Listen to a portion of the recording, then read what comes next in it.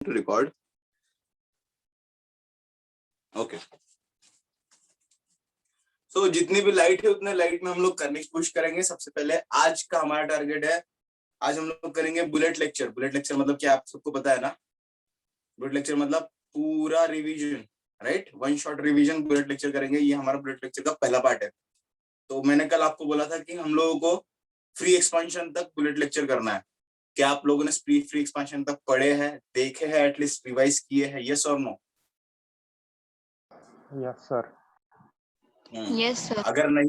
अगर नहीं भी किया होगा तो कोई बात नहीं, यहाँ ध्यान दो, आपको आ जाएगा, पर रिवीजन करना जरूरी है, राइट? तो हम लोग फ्री एक्सपेंशन तक देखेंगे वन बाय वन। हम हमारे लेक्चर को 3 हिस्सों में डिवाइड करने वाले हैं। ये हमने बार बार कर चुके हैं, मैंने बीच में भी आपकी कई बार रिवीजन ली है, राइट? तो इस लेक्चर को हम लोग 3 हिस्सों में डिवाइड करने वाले हैं। सबसे पहला हिस्सा होने वाला है जीरोथ लॉ, और जीरोथ लॉ को लगने वाले सारे बेसिक कॉन्सेप्ट्स। सेकेंड पार्ट होने वाला है फर्स्ट लॉ, और फर्स्ट लॉ को लगने वाले सारे बेसिक कॉन्सेप्ट्स। और थर्ड पार्ट होने वाला है हीट इंजन। हीट इंजन को लगने वाले सारे बेसिक कॉन्सेप्ट्स, पर हम लोग आज हीट इंजन नहीं करेंगे, ठीक है? 1 2 3 3 पार्ट्स में हम लोग डिवाइड करेंगे। हम लोग सबसे पहला पार्ट स्टार्ट करते हैं जीरोथ लॉ के बारे में, ठीक है? वन बाय वन करेंगे। सबसे पहले हम लोग स्टार्ट करते हैं, मैं हेडिंग डाल दूं, thermodynamics.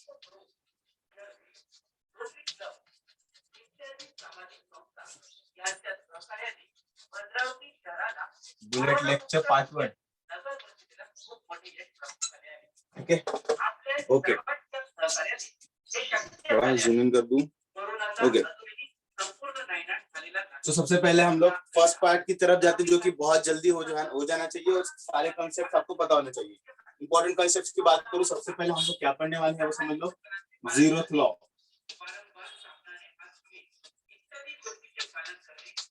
First part zeroth law. Zeroth law के लिए हमको कौन से कॉन्सेप्ट सीखना जरूरी है? चलो वन बाय वन बताओ। जीरोथ लॉ के लिए कौन से कॉन्सेप्ट आना चाहिए? थर्मल इक्विलिब्रियम,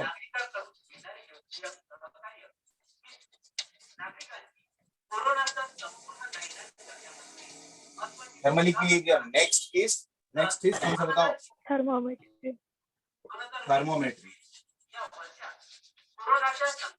ठीक है, तो थर्मल इक्विलिब्रियम तो it is just a definition. ये सिर्फ एक डेफिनेशन है, और इसका ये एक्सप्लेनेशन ये है। डेफिनेशन है और थोड़ा सा एक्सप्लेनेशन जो कि आप बता सकते हो, राइट?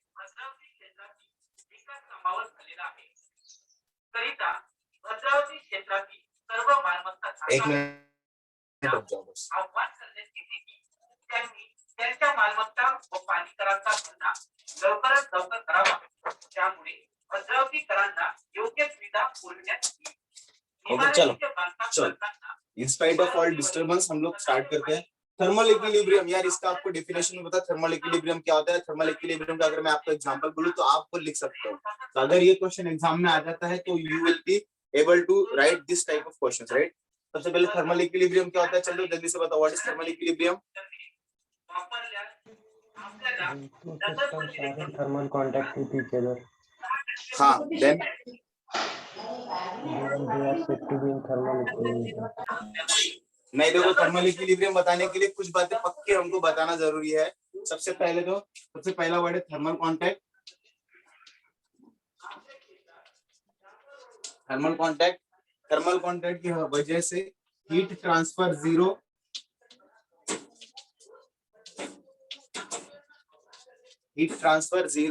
एंड थर्ड बात हमको बताना चाहिए टेम्परेचर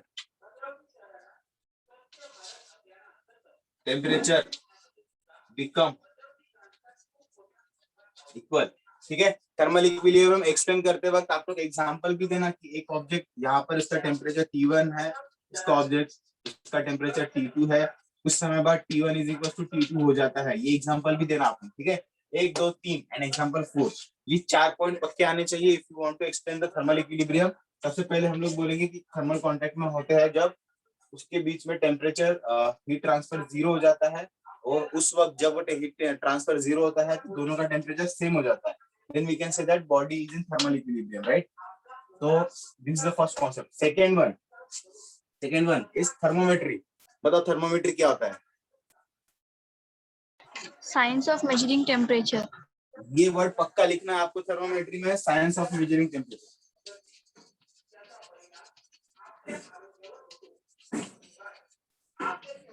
टेम्परेचर, ठीक है। साइंस ऑफ मेजरिंग टेम्परेचर ये कौन से प्रिंसिपल को यूज करता है? Zeroth law. ठीक है, दो बातें पक्का लिखनी है आपको, एक्स्ट्रा बातें जो लिखनी है वो भी लिखो। ये बातें लिखने के बाद हमको एग्जांपल ये पक्का देना ही है। दो बीकर लो, बीकर नंबर 1, बीकर नंबर 2, ये हो गया ए, ये हो गया बी। इसके अंदर मैं एक थर्मोमीटर डालूंगा, इसके अंदर मैं एक थर्मोमीटर डालूंगा, थर्मोमीटर 1, थर्मोमीटर 2। तो इसको बोलूंगा 1, इसको बोलूंगा 2। तो हम थर्मो 1 एंड थर्मो 2 को कंपेयर कर सकते हैं।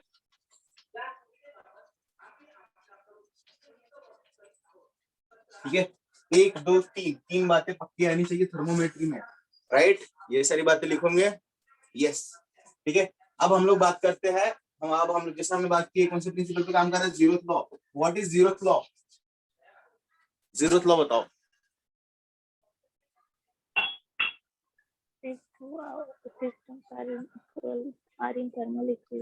आपका आवाज क्यों कम आ रहा है यार?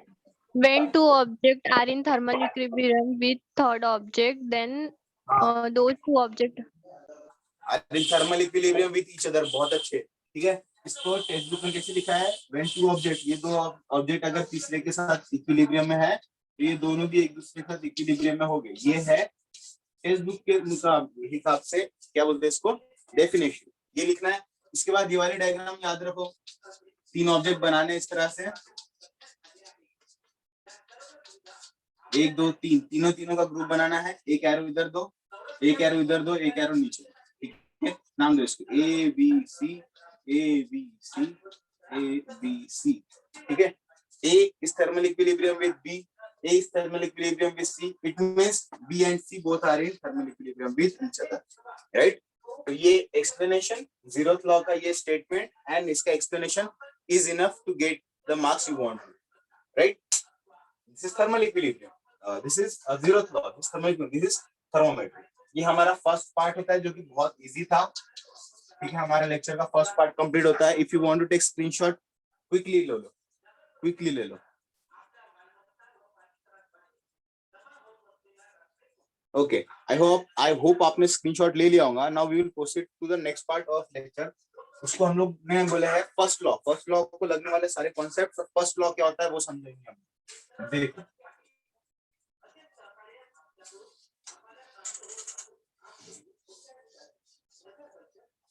सेकेंड पार्ट,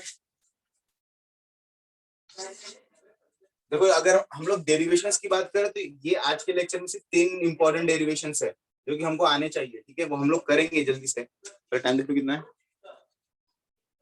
3 इंपॉर्टेंट डेरिवेशंस वो हमको आने चाहिए। देखो सेकंड पार्ट की अगर बात करूं, it is about first law of thermodynamics, ठीक है। फर्स्ट लॉ आने के लिए कुछ बातें हमको पता होना चाहिए। क्या आप बता सकते हो कौन से? इसका मैंने माइंड मैप पहले से आपको सिखाया, तो आपको तो बताते आना चाहिए। कौन से हमको टर्म्स पता होना चाहिए फर्स्ट लॉ के लिए? चलो जल्दी जल्दी बताओ। एंट्रोपी, बे एंट्रोपी मैंने सिखाया कि देखो एंट्रोपी सेकंड लॉ में Internal energy. internal energy, देखो 1 by 1 सिस्टम पता होना चाहिए। सिस्टम क्या होता है, सिस्टम के बारे में पता होना चाहिए। इंटरनल एनर्जी के बारे में पता होना चाहिए, heat के बारे में पता होना चाहिए, एंड वर्क के बारे में पता होना चाहिए। तो फर्स्ट लॉ वाले कॉन्सेप्ट, फर्स्ट लॉ को समझने के लिए 1 2 3 4 बातें पता होना चाहिए। और ये 4 बातों से 4 अलग क्वेश्चन बनते हैं। हमें आ रहा है ये 4 बातों से 4 अलग क्वेश्चन बनते हैं। 1 by 1 क्वेश्चन के बारे में बात करेंगे। अगर सिस्टम के बारे में पूछे तो सिस्टम का डेफिनेशन पूछेंगे। सबसे पहले definition and types of system, खत्म। क्या पूछेंगे? Definition and types of system. चलो डेफिनेशन बताओ, सिस्टम का डेफिनेशन क्या हो सकता है। डेफिनेशन जरूरी नहीं बुक में जो लिखी है वो बताए, अपने मन से हम लोग लिख सकते, बस उसका मीनिंग बैठने को ना। चलो बताओ सिस्टम का definition. The group of That is objects a that part form of a unit universe. which has ability to exchange Part the of the energy. universe under the thermodynamics investigation. हाँ देखो कुछ बातें दिमाग में पक्की रख लो। Text book में लिखा है कि सिस्टम क्या है, collection of object that form a group, ठीक है। सबसे पहले एक वर्ड ग्रुप है ना, कलेक्शन ऑफ ऑब्जेक्ट और ग्रुप, ये वर्ड आने को ना। सेकेंड, वो ग्रुप बनने के बाद वो क्या करेगा कि एनर्जी एक्सचेंज करेगा। एनर्जी एक्सचेंज करेगा किसके साथ? सराउंडिंग के साथ। सराउंडिंग, हाँ मैंने कुछ पे लिख दिया है, लिख देता हूं अच्छे से। दो बातें आना चाहिए। System is nothing but the collection of object that forms a group and which exchange energy with the surrounding. ठीक है, इट इज ऑल्सो, या फिर it is the part of a universe which forms a group and which exchange energy with the surrounding. It is called as system. ये दो word पक्के आने चाहिए। ये वर्ड आपने अगर समझ लिए तो ज्यादा आपको दिमाग में रट्टा मारने की जरूरत है।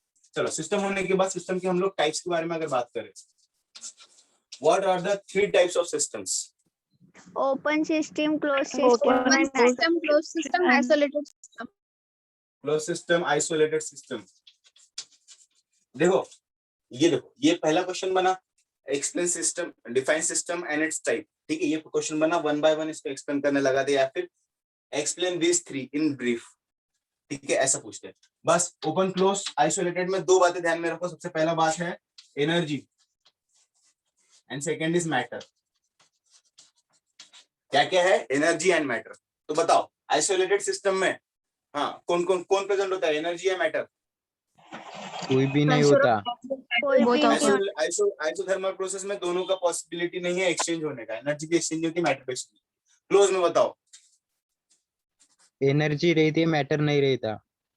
बहुत अच्छे। ओपन में दोनों भी रहते, मैटर भी दोनों रहता भी है, नहीं एनर्जी रहते। भी रहता। बस यही बात पक्की आनी चाहिए आपके नोट्स में, जो भी एग्जाम में आप लिखोगे ये बात पक्की आनी चाहिए। साथ ही साथ एक वेसल बना लो, वेसल के ऊपर लीड नहीं रखेंगे तो ओपन, लीड लगा देंगे तो क्लोज, और उसको इंसुलेट कर देंगे तो आइसोलेट बन जाएगी। इस तरह का डायग्राम बनाओ और कुछ बातें अपने मन से सर, पहले डायग्राम भी निकालनी है। डायग्राम भी निकालनी, वही तो बोल रहा हूँ मैं। एक वेसल बनाओ, उसके ऊपर लीड कभी लगाओ, लीड मत लगाओ, आइसोलेट बना दो उसको। उस तरह का वेसल यानी वो है ना, समझ में आ रहा है? वेसल हाँ तो वो बनाओ, उसको हाँ। एक्सप्लेन करो और अपने अच्छे मन से अच्छी बातें लिखो, पर ये बातें ध्यान में रखो, ये बातें आने को ना। ठीक है, जितना मार्क्स है उतने उसके हिसाब से उसका एक्सप्लेनेशन होना चाहिए। ठीक है, ये तो हो गया बहुत सिंपल सी बात। What is internal energy? Internal energy Randomness or disordered motion of Entropy. molecule. First point randomness दिमाग में रखो, रैंडमनेस और डिसऑर्डर्ड मोशन। ठीक है, मेरे पास जगह नहीं इसलिए मैंने नहीं लिखा। सर सेकंड इज, बोलो इंटरनल सर एनर्जी। वो इंटरनल एनर्जी थोड़ा अच्छे से बताना, वो समझे नहीं। हाँ ठीक है ना, देखो हाँ चलो, इंटरनल एनर्जी, चलो जिसको इंटरनल एनर्जी नहीं समझी अभी आपको समझने वाली है। देखो, इंटरनल एनर्जी कुछ भी नहीं है, it is a total energy. क्या है? Total energy. Internal energy is total energy. Total energy के अंदर क्या रहती? Potential energy plus kinetic energy. ठीक है, अब काइनेटिक एनर्जी आ गया ना। काइनेटिक एनर्जी की वजह का मतलब क्या है? उसके समझो किसी सिस्टम के अंदर कोई मॉलिक्यूल है, वो मोशन करेगा, इसलिए इंटरनल एनर्जी को रैंडमनेस भी हम लोग बोलते हैं।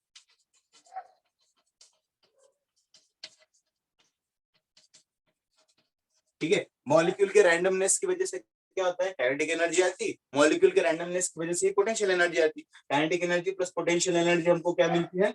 सिस्टम के अंदर जो भी गैस रखी है उसकी टोटल एनर्जी, और गैस के अंदर की जो टोटल एनर्जी होती है उसको ही हम लोग क्या कहते हैं? Internal energy. बस दो बातें आपको बताना चाहिए। जल्दी जल्दी बताओ, टोटल एनर्जी क्या होती है? इंटरनल एनर्जी क्या होती है? Total that is energy kinetic energy and में पोटेंशियल पोटेंशियल एनर्जी। और काइनेटिक एनर्जी प्रेजेंट होती है, हाँ, और उसके मॉलिक्यूल, और रैंडमनेस उसके की वजह से molecules- kinetic energy potential energy आती। समझे?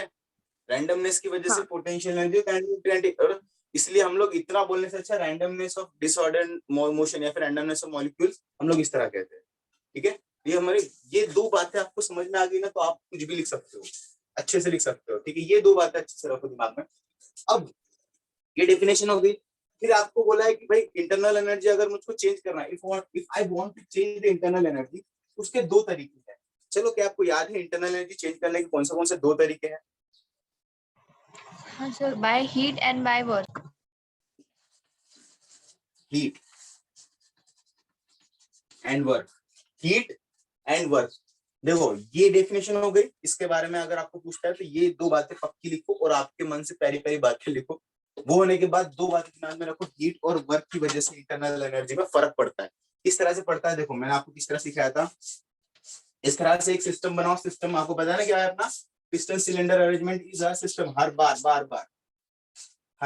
बार our system is piston cylinder arrangement. तो क्या होता है देखो, हीट डालने से इंटरनल एनर्जी बढ़ती है, हीट निकालने से इंटरनल एनर्जी घटती है। ठीक है, हीट डालने से इंटरनल एनर्जी बढ़ेगी, हीट निकालने से इंटरनल एनर्जी घटेगी। लेकिन इस दौरान देखो हम लोग सिर्फ हीट के बारे में बात कर रहे हैं ना, तो याद रखना यहाँ पे वर्क नहीं हो रहा है, तो मतलब ये जो पिस्टन है इसको फिक्स करके रखेंगे हम लोग। ठीक है, चलो बताओ, हीट एडिशन से इंटरनल एनर्जी घटेंगी या बढ़ेंगी, इंक्रीज और decrease? Heat addition increase increase होंगी, हीट रिमूवल से इंटरनल एनर्जी घटेंगी। यहाँ पर भी देखो वर्क करने की वजह से, अब यहाँ पर पिस्टन को मैंने फ्री कर दिया, फ्री करने की वजह से मैं वर्क कर सकता हूँ, प्रेशर पी यहाँ से लग रहा है। ठीक है, अब मैं जब वर्क करता हूँ जैसे मैं दबाता हूँ तो हीट बाहर निकल जाती है, जैसे मैंने प्रेस किया हीट बाहर निकलती है। तो वर्क ऑन सिस्टम पे वर्क हुआ तो डेल्टा यू मेरा डिक्रीज होता है। ठीक है, डेल्टा यू डिक्रीज होता है। और वर्क डन, सॉरी एक मिनट रुक जाओ, हीट नहीं निकलेंगी दोस्तों। यहाँ पे देखो हीट है तो यहाँ पे वर्क नहीं होगा, यहाँ पे वर्क है तो यहाँ पर हीट नहीं होगा। अब ध्यान दो, इस पिस्टन को मैं अगर वर्क कर रहा हूँ, समझो यहाँ दबा रहा हूँ, इसके अंदर हीट जो बनेगी ना वो अंदर ही रहेगी। अब हीट अंदर रहेगी, इसकी वजह से क्या हुआ, इंटरनल एनर्जी इसकी बढ़ेगी, डेल्टा यू उसकी इंक्रीज होने वाली है। ठीक है, जब कब ऑन सिस्टम पे हम लोग काम करेंगे। ठीक है, बाय सिस्टम अगर रहा, मतलब सिस्टम ने काम किया, तब क्या होगा, इसके अंदर की जो एनर्जी है वो खर्चा करेंगे उसको धक्का मारने के लिए, तब मेरी इंटरनल एनर्जी डिक्रीज होगी। बस ये दो बातें ध्यान में रखो, इसके दो बातें ध्यान में रखो, इसकी दो बातें ध्यान में रखो। और ये एक्सप्लेन करते वक्त ध्यान में रखना, ये हीट हमने जीरो मानी है, ये एक्सप्लेन करते वक्त हमने वर्क जीरो माना है। ठीक है, ये समझ में आया? इस तरह से हम लोग इंटरनल एनर्जी हीट से भी बढ़ा सकते हैं, घटा सकते हैं, और वर्क से बढ़ा सकते हैं। This is all about internal energy. अगर आपको ये समझाऊंगा तो you can write anything you want to write. Okay, अगर हीट के बारे में बात करूं, बहुत सिंपल सी चीज है, हमको हीट सिर्फ दो बातें बतानी है। ये हो गया ना आपका, समझा ये चीज? किसी समझी, यस और नो? हाँ सर। हाँ, ये समझ गई। हाँ। हीट के बारे में दो बातें ध्यान में रखनी है। देखो बात सुनो, हीट के बारे में दो बातें ध्यान में। हीट दो तरह की होती है, एक होती है पॉजिटिव हीट, एक होती है negative heat. Positive heat, negative heat. Heat positive मतलब हीट गेन हुआ, हीट नेगेटिव मतलब हीट लॉस हुआ। नेगेटिव हीट का मतलब क्या होता है, हीट लॉस। पॉजिटिव हीट का मतलब क्या होता है, हीट गेन। अब इस वक्त टेम्परेचर बस याद रखना, समझो अगर सिस्टम का टेम्परेचर सराउंडिंग के टेम्परेचर से ज्यादा है, सिस्टम एनवायरमेंट लिख देते हैं, है ना। तो अगर कोई चीज अगर सॉरी एक मिनट, कोई चीज अगर ठंडी है तो वो हीट गेन करती है ना, तो सिस्टम ठंडा है, मतलब सिस्टम का टेम्परेचर कम है एनवायरमेंट के टेम्परेचर से। अगर सिस्टम का टेम्परेचर एनवायरमेंट के टेम्परेचर से कम है, मतलब सिस्टम अगर ठंडा है, तो हीट गेन करेगा, तो पॉजिटिव हीट। अगर सिस्टम का टेम्परेचर सराउंडिंग के टेम्परेचर से ज्यादा है, तो हीट लॉस करेगा, मतलब नेगेटिव हीट। तो पॉइंट नंबर 1 और पॉइंट नंबर 2 दिमाग में आपके याद होना चाहिए। बाकी एक्स्ट्रा बातें आप जो लिखो, पर ये बातें लिखना ही है, इसको वर्ड्स में लिखना है आपको। ठीक है, इसको एक्सप्लेन करने के लिए इस तरह का सिस्टम और सराउंडिंग में बनाकर एक्सप्लेन कर सकते हो। आपको हीट समझ में आया, यस और नो? यस आई होप आपको हीट समझ में आया। 2 पॉइंट भी याद रख, 2 पॉइंट देखो, सिस्टम के अंदर डेफिनेशन और 3 पॉइंट याद रखने हैं, इंटरनल एनर्जी के अंदर 2 पॉइंट याद रखने हैं, और ये 2 पॉइंट 4 पॉइंट याद रखने हैं, हीट के अंदर 2 पॉइंट याद रखने हैं। बात खत्म। नेक्स्ट देखो, वर्क के बारे में अगर मैं बात करूं, वर्क के अंदर देखो, वर्क के अंदर मेरी बात सुनो, वर्क के अंदर कुछ नहीं पूछेगा, बस 2 बात ध्यान रखना, पॉजिटिव वर्क नेगेटिव वर्क कब होता है, पॉजिटिव वर्क कब होता है, नेगेटिव वर्क कब होता है ना। पॉजिटिव वर्क कब होता है, जब ऑन द पॉजिटिव वर्क मतलब बाय द सिस्टम होता है कुछ वर्क, और ऑन द सिस्टम को नेगेटिव। इसको एक बार क्रॉस चेक कर लेना जो मैंने लिखा है। ये बात होने के बाद वर्क का हमको ना क्या करना पड़ता है, वर्क का हमको डेरिवेशन करना पड़ता है। वर्क का डेरिवेशन देखो 3 स्टेप में बताता हूँ आपको। वर्क का डेरिवेशन के लिए सबसे पहले W लिखो इज इक्वल टू, या फिर DW, एक मिनट, हाँ गाइस एक मिनट।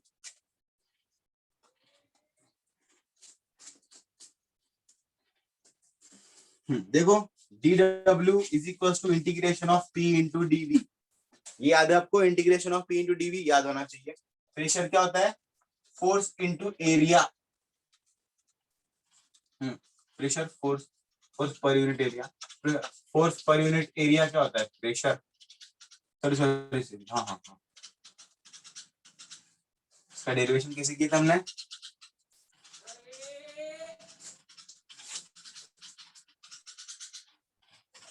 नहीं, एक मिनट। वर्क क्या होता है? वर्क क्या होता है? DW क्या होता है? Force into displacement. ऐसा था, ठीक है, इसका इंटीग्रेशन। ठीक है, इंटीग्रेशन। फोर्स क्या होता है? फोर्स पर यूनिट एरिया क्या होता है? प्रेशर। देयरफॉर फोर्स क्या होगा? Pressure into area. या आप खुद से भी कर सकते हो, pressure into area into dx। Pressure into area क्या होता है? Integration of P into D. बस खत्म। W का फॉर्मूला क्या होता है? Integration of P into dv। W का फॉर्मूला क्या होता है? Integration of P into dv। देखो कितने कम स्टेप में किया मैंने, कितने कम स्टेप में किया। देखो, फोर्स पर यूनिट एरिया क्या होता है? प्रेशर। ये याद रखो, फोर्स की जगह पे ये फॉर्मूला डाल। ठीक है, समझ में आया? इतना छोटा सा डेरिवेशन है। उसको बाद में इंटीग्रेशन में लिमिट पुट करते हैं फ्रॉम इनिशियल टू फाइनल, और final W is equal to P into V final minus V initial. ठीक है, तो तीन फिर से सिस्टम देख लिए, इंटरनल एनर्जी देख लिए, हीट देख लिए, अब हमने वर्क देख लिया। इतना सब होने के बाद लास्ट में हम लोग देखते हैं फर्स्ट लॉ। बताओ फर्स्ट लॉ का एक्सप्रेशन कैसे लिखते हैं? फर्स्ट लॉ का एक्सप्रेशन बताओ guys. dq equals to du plus dw. बस dq is equal to du plus dw। ठीक है, ये आया कहां से? ये वाला एक क्वेश्चन देखो, डिड्यूस द फर्स्ट लॉ। ये आया कहां से? इन दोनों को देखो, इसका लेने का, इन दोनों का इक्वेशन लेने का किस तरह से आया, जरा एक बार देख लो। इससे हमको पता चलता है जो मेरा du होता है ना, वो dq होता है। ठीक है, इससे पता चलता है जो मेरा du है ना, माइनस ऑफ dw होता है। इससे हमको यहाँ पता चलता है। इस तरह से दोनों को कंबाइन कर लो, हमको ये वाला इक्वेशन मिलेगा। दोनों को कंबाइन कर लो, हमको ये वाला इक्वेशन मिलेगा। This is the expression, right? आपको खुद के वर्ड्स में लिखते आना चाहिए। ओके, तो इसी तरह से हमारे लेक्चर का सेकेंड पार्ट भी कंप्लीट होता है। मैं एक बार शॉर्ट में बता देता हूँ हमको क्या क्या समझना है। फर्स्ट लॉ समझने के लिए हमको एक कहा गया इंटरनल, 1 2 3 और 4। फर्स्ट लॉ समझने के लिए 1 2 3 4 4 बातें आनी चाहिए। ठीक है, कौन सी? System, internal energy, heat and work. System का डेफिनेशन आपको पता है, सिस्टम के तीनों टाइप का आपको पता है, इसमें कोई टेंशन नहीं है। Second is internal energy. Internal energy में भी आपको दो बातें ध्यान में रखनी है। इंटरनल एनर्जी क्या होती है? Total energy, that is potential energy plus kinetic energy, ये बात। और उसी वजह से हमको अच्छे से बताना है एक वर्ड में, तो क्या बताएंगे? रैंडमनेस और disordered motion of the molecule. खत्म। इंटरनल एनर्जी चेंज करने के दो तरीके लिखने पड़ेगा, हीट और वर्क। इस तरह से मैंने एक्सप्लेन किया है ना। हीट डालो तो बढ़ेगी, हीट निकाले तो घटेगी इंटरनल एनर्जी। यहाँ पे वर्क किए तो बढ़ेगी, वर्क ये हुआ तो घटेगी। अच्छा, इसके बाद पॉजिटिव और नेगेटिव हीट के बारे में बात किए। आपको ये बात ध्यान में रखना चाहिए, temperature of surrounding, temperature of environment. ठीक है, वो होने के बाद वर्क का सबसे पहला डेरिवेशन, हमारे चैप्टर का सबसे पहला डेरिवेशन क्या है? वर्क का डेरिवेशन, जो कि वर्क क्या होता है? Force into displacement. इंटीग्रेशन लगाना पड़ता है। क्यों लगाना पड़ता है? आप सोचो, अभी इंटीग्रेशन क्यों लगाया सर ने वर्क में? ठीक है, ये होने के बाद ये सब पुट करके पीडीवी का हमको एक्सप्रेशन मिलेगा। Final P is equal to V final minus V initial. इसके बाद ये दोनों को हेल्प, इस दोनों के हेल्प से हमको फर्स्ट लॉ मिलेगा। इन दोनों के हेल्प से हमको फर्स्ट लॉ मिलेगा। चलो, second part is completed. Now we will proceed toward the third part. Screenshot ले लो। अच्छा, आपका माइक ऑन है, म्यूट कर दूं क्या? ओके, मैं आपने खुद ने कर दिया। चलो, स्क्रीनशॉट ले लो। हम लोग अभी लास्ट सेक्शन पे बढ़ते हैं हमारे लेक्चर के। आई होप आपने स्क्रीनशॉट लिया होगा। हम लोग लास्ट सेक्शन पे बढ़ रहे हैं। बताओ लास्ट सेक्शन क्या है?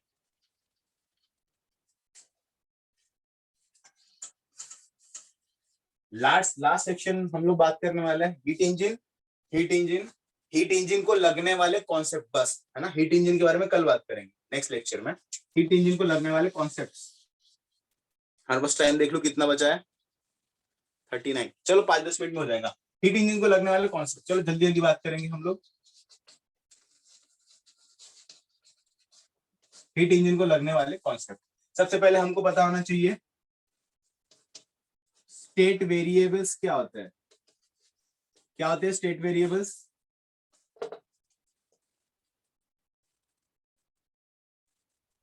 स्टेट वेरिएबल्स क्या होते हैं?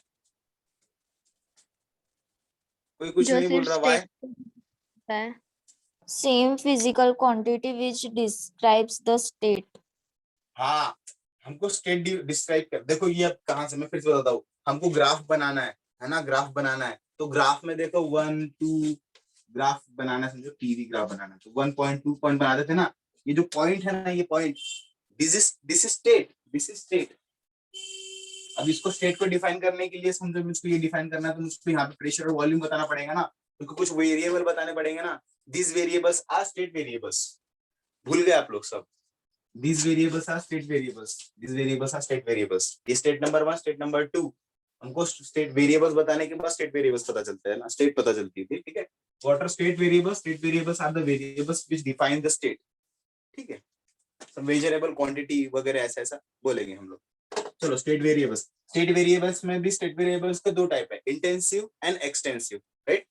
हम लोग पहले लिख लेते हैं, देखो pressure, temperature, density, internal energy, mass, volume. ठीक है, देखो मैंने 6 से किए, ये जो 3 है ना, ये है इंटेंसिव है, ये एक्सटेंसिव है? चलो जल्दी बताओ। इंटेंसिव उसमें देखो इन आता है, इन मतलब independent of mass, independence of size, independent of size. तो दोनों में से ये वाला एक सेक्शन है, ये वाला सेक्शन है, ये 1 है, ये 2। बताओ ये वाला सेक्शन और ये वाले सेक्शन में इंटेंसिव कौन सा होने वाला है? ये वाला सेक्शन और ये वाला सेक्शन, फर्स्ट और सेकंड? फर्स्ट वाला। Intensive independent of mass pressure. हाँ, तो बस इसको इंटेंसिव बोलो, इसको एक्सटेंसिव बोलो। इसको हमने किस तरह किया था, एक बॉक्स बनाया था, बॉक्स के 2 हिस्से किए थे, है ना। जो चेंज होता है, जैसे प्रेशर की रहा था, टेम्परेचर की रहा था, डेंसिटी ही रही थी, लेकिन वॉल्यूम 1/2 हो गया था। वैसे बाकी मास भी 1/2 हो गया था, है ना, बाकी सारी चीजें 1/2 हो गई थी, इसलिए इस तरह से। तो अगर स्टेट वेरिएबल का क्वेश्चन आता है ना, यही क्वेश्चन आपको एक्सप्लेन करना है। ये दोनों चीजें एक्सप्लेन करो, ये दोनों एक चीज एक्सप्लेन करने के बाद ये कंपार्टमेंट एक्सप्लेन करो, सब खत्म, स्टेट वेरिएबल का क्वेश्चन खत्म। ठीक है, उसके बाद हमको स्टेट पूछते हैं, स्टेट क्या होता है। स्टेट के बारे में कोई पर्टिकुलर क्वेश्चन नहीं आता स्टेट क्या होता है, लेकिन आपको समझ में आना चाहिए स्टेट क्या है। State it is defined by state variables. ठीक है, स्टेट वेरिएबल्स जो डिफाइंड है, तो स्टेट के बारे में पर्टिकुलर स्टेट क्या होता है वो तो कोई नहीं पूछेगा, लेकिन स्टेट डिफाइन करने के लिए we need a necessary condition. क्या आप बता सकते हो हमको कोई स्टेट डिफाइन करनी है तो हमको एक नेसेसरी कंडीशन कौन सी अप्लाई करनी पड़ती है, जरा सोच के बताओ। इक्विलिब्रियम से जुड़ी हुई है, थर्मोडायनामिक इक्विलिब्रियम। अब नेक्स्ट क्वेश्चन वहीं से आएगा, स्टेट बताना है, इसने इसको बता दिया स्टेट। ये है हमारा थर्मोडायनामिक इक्विलिब्रियम। थर्मोडायनामिक इक्विलिब्रियम अगर मैं बात करता हूँ, thermodynamic equilibrium, why thermodynamic equilibrium? ये थर्मोडायनामिक इक्विलिब्रियम अचीव करने से ही हमको प्रेशर मिलता है, टेम्परेचर मिलता है ना, मास मिलता है। ठीक है, वो अचीव करने के लिए 3 अलग अलग इक्विलिब्रियम याद रखना है। सबसे पहले mechanical equilibrium, second one is chemical equilibrium, third one is thermal equilibrium. ठीक है, बस थर्मोडायनामिक इक्विलिब्रियम, रीजन आपको समझ में आया कि हम लोग थर्मोडायनामिक इक्विलिब्रियम क्यों पढ़ रहे हैं, सबसे पहले बात समझ गई। उसके बाद थर्मोडायनामिक अचीव करने के लिए हमको 1 2 3 मैकेनिकल इक्विलिब्रियम से हमको प्रेशर मिलता है, केमिकल इक्विलिब्रियम से हमको मास मिलता है, और थर्मल इक्विलिब्रियम से हमको टेम्परेचर मिलता है। मैकेनिकल इक्विलिब्रियम क्या बोलेंगे? जब प्रेशर कांस्टेंट होता है तब मैकेनिकल इक्विलिब्रियम अचीव होता है, जब मास कांस्टेंट होता है तब केमिकल इक्विलिब्रियम अचीव होता है, जब टेम्परेचर कांस्टेंट होता है तब थर्मल इक्विलिब्रियम अचीव होता है। इसको तो आप पूरा पेज भरकर लिख सकते हो ये इतने इंफॉर्मेशन से, राइट? ओके, नेक्स्ट हमको ये पता चल गया, हमने बता दिया। उसके बाद हम लोग पढ़ते हैं PV curve, PV diagram. PV diagram के और कोई नाम है क्या? होंगे तो जल्दी बताओ। कुछ तो भी इंडी क्या था? PV indicator. Indicator, indicator diagram. PV की जगह इंडिकेटर डायग्राम बोलो तो कंफ्यूज नहीं होना। इंडिकेटर डायग्राम, ठीक है। इंडिकेटर डायग्राम में हमको क्या पता होना चाहिए कि भाई इंडिकेटर डायग्राम हमको बताती है कि प्रोसेस कैसी बिहेव कर रही है। Process number 1 to process number 2, ये 1 2 2, ठीक है, 1 to 2। इसके अंदर क्या होता है, प्रोसेस के बारे में बता दो। समझो ये है state number 1, state number 2। State number 1 से स्टेट नंबर 2 हम जो जाते हैं तो इन्फिनिटेसिमल कई सारे डिफरेंट प्रोसेस स्टेट होते हैं, ठीक है। तो उसको हम लोग इस डायग्राम के थ्रू बता सकते हैं। इंडिकेटर, इसके अंदर देखो area under the curve. PV diagram के अंदर एरिया अंडर द कर्व क्या देगा बताओ? Work. वर्क हाँ, एरिया अंडर द कर्व कैसे निकालेंगे? यहाँ पे x में तो multiplication of x into y जो कि हमको वर्क देता है, ठीक है। यहाँ से हमारा पॉजिटिव और नेगेटिव वर्क का कॉन्सेप्ट पता है। पॉजिटिव एंड नेगेटिव वर्क, इसके बारे में हमको पढ़ना है। देखो पॉजिटिव वर्क और नेगेटिव कैसे देंगे? अगर मैं पी डायग्राम बनाता हूँ, ठीक है, हाँ, अगर पी डायग्राम बनाता हूँ, वर्क का मैं फॉर्मूला लेता हूँ P into dv। हाँ चलो, ये मैंने ऐसे स्ट्रेट लाइन बनाया और एरो बाहर निकाला। अब बताओ मुझको वर्क पॉजिटिव मिलेगा नेगेटिव मिलेगा? पॉजिटिव पॉजिटिव मिलेगा क्योंकि मेरा वॉल्यूम इंक्रीज हो रहा है। P into dv volume increase हो रहा है। अब मैंने ऐसे बनाया एरो तो मुझको वर्क पॉजिटिव मिलेगा नेगेटिव मिलेगा? नेगेटिव। बस ये क्वेश्चन आने वाला है, ये पॉजिटिव नेगेटिव वर्क का। देखो 2 पॉइंट लिख दिया आपने, एक्सप्लेन कर दिया इतना सारा। उसके बाद हर बार थोड़ा ना मेरा कर्व होने वाला है। मेरा आइसोथर्मल इस तरह से रहा। इस वक्त मैंने एरो बाहर निकाला, मेरा प्रेशर कांस्टेंट नहीं है, प्रेशर वेरी हो रहा है, इसलिए इस तरह बनाया। फिर मेरा प्रेशर वेरी हो रहा है, मैं इस तरह से बनाया, प्रेशर वेरी हो रहा है, मैंने इस तरह का एक कर्व बनाया। चलो एरो मैंने बाहर दिया। अब बताओ मेरा वर्क पॉजिटिव होने वाला है नेगेटिव होने वाला है? नेगेटिव। अरे नेगेटिव कैसे मेरे भाई? एरो बाहर जा रहा है, वॉल्यूम इंक्रीज हो रहा है, वॉल्यूम इंक्रीज होते हुए दिखाता हूँ वर्क पॉजिटिव। हाँ सॉरी नेगेटिव। हाँ, यहाँ बताओ work positive negative? Negative. Negative. ये मैंने, मेरे पास जगह नहीं है तो आपको ये चारों कर्व बनाने आपको, ठीक है। मैं आपको बारी चलो मैं बना देता हूँ। यहाँ पे एक कर्व बनाने का, यहाँ एक कर्व बनाना है, एक ऐसा कर्व बनाएंगे, एक ऐसा कर्व बनाएंगे, बाहर अंदर, ठीक है। इस तरह से हम लोग कर्व बनाएंगे। This is positive, this is negative, this positive, this negative. हमको ये सारी चीजें एक्सप्लेन करनी है। ये क्वेश्चन इंपॉर्टेंट है, इस पे स्टार मार्क के रखो। हमको पूछ रहा है पीवी डायग्राम। पीवी डायग्राम में क्या क्वेश्चन आ सकते हैं? पीवी डायग्राम में हमको पहला क्वेश्चन आएगा, ये क्वेश्चन आएगा पीवी डायग्राम में कि भाई हमको एक्सप्लेन करो पॉजिटिव वर्क नेगेटिव वर्क कैसा होता है पीवी डायग्राम से। तो हमको एक्सप्लेन करते आना चाहिए, डायग्राम बनाते आना चाहिए। यहाँ पे देखो प्रेशर कांस्टेंट है, 2 केस बनाने का। पॉजिटिव वर्क के लिए, पॉजिटिव नेगेटिव वर्क के लिए प्रेशर कांस्टेंट रखो। यहाँ पे देखो प्रेशर वेरिएबल है, ये you have to study that, ठीक है। तो पीवी डायग्राम के लिए सारे कॉन्सेप्ट हो चुके हैं। अब हमको नेक्स्ट पढ़ना पड़ता है प्रोसेस। चलो इसका स्क्रीनशॉट ले लो। Next will talk about process. One फिर से बताता हूँ हमको कितने बातें। अब देखो हीट इंजन समझने सबसे पहले स्टेट वेरिएबल्स पता होना चाहिए। स्टेट वेरिएबल्स के लिए इतनी बातें बस दिमाग में अगर आपको याद होगी तो हो गया आपका काम। स्टेट के लिए पर्टिकुलर कुछ नहीं पूछेगा, लेकिन एक कंडीशन के बारे में पूछा। कौन सी कंडीशन है? थर्मोडायनामिक इक्विलिब्रियम, ठीक है। थर्मोडायनामिक इक्विलिब्रियम, ठीक है। थर्मोडायनामिक इक्विलिब्रियम के लिए भी 1 2 3 तीनों आपने एक्सप्लेन कर दिए। प्रेशर कांस्टेंट, मास कांस्टेंट ये बता दिया तो हो जाएगा आपका ये वाला क्वेश्चन। उसके बाद पीवी डायग्राम के लिए हमको वर्क का पूछता है, अलग अलग work, positive work, negative work, positive work, negative ये बताना था। तो question number 1, question number 2, question number 3, 3 question यहाँ से आपके बनेंगे, राइट। अब आप इसका स्क्रीनशॉट ले लो। हो गया। चलो हमारे पास टाइम कितना हुआ है? टाइम हो गया मेरे ख्याल से ना। कितने बजे तक लेक्चर था आपका? हो चुका है टाइम। मैं क्या करूंगा, अभी प्रोसेस को लिस्ट आउट करूंगा और कल नेक्स्ट लेक्चर में हम लोग टाइप्स ऑफ प्रोसेस के बारे में बात करेंगे। तब तक आप ये अच्छे से याद कर लेना। चलो, हीट इंजन को लगने वाला next concept is, heat engine को लगने वाला नेक्स्ट कॉन्सेप्ट इज प्रोसेसेस। चलो मुझको बताओ बारी बारी से कितने प्रोसेसेस है हमारे पास, टोटल कितने हमको याद रखने हैं processes? 7 processes. 7 processes. 7 processes 1 by 1 लिखते हैं। चलो बताओ सबसे पहला कौन सा लिखूं? इम्पॉसिबल। फिर irreversible, हाँ थर्ड। Isothermal अब आइसो आइसो वाले 3 आते हैं, ठीक है। मैं पहले आइसो आइसो आइसो आइसो अरे यार 1 मिनट 5 आइसो। चलो आइसो आइसो वाले 3 आते, तो आइसो कौन सा लिखूं सबसे पहले? Isothermal. Thermal. थर्मल। चलो आइसो थर्मल। आइसो कौन सा लिखो अभी? Isobaric. Isobaric. ये कौन सा लिखो? Isochloric. Isochloric. ठीक है, आइसो वाले 3 हो गए, ये 2 हो गए, 5। और कौन से बचे? 2। Adiabatic. Adiabatic. Adiabatic. Adiabatic, Cycle forces.